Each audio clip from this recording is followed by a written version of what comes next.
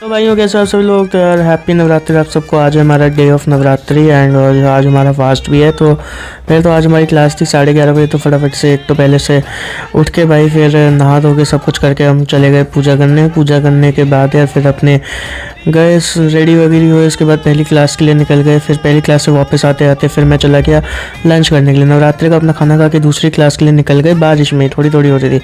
फिर बारिश में जाके हमें क्लास में दोस्त मिल गए अपने। उसके बाद यार फिर हम बच्चे गाने बजाने लग गए। फिर सर के आने के बाद आज हमारी एक्टिविटी थी तो वो करके और एक टीम मीटिंग करके हम अपना क्लास ख़त्म करके आ गए रूम पे। तो फटाफट से एक तो पहले मैं रूम पे गया, फिर मैंने जाके कॉमन रूम में कर पढ़ाई। फिर रात को डिनर करके और भाई फिर मैं चला गया थोड़ा सा वॉक करने घूमने के लिए। घूम घाम के सब कुछ करके आके उसके बाद यार फिर मैं दोबारा उससे पढ़ाई करने लग गया। तो चलो यार मैं मिलता हूँ आपको अगली वीडियो में। तब तक के लिए सब्सक्राइब कर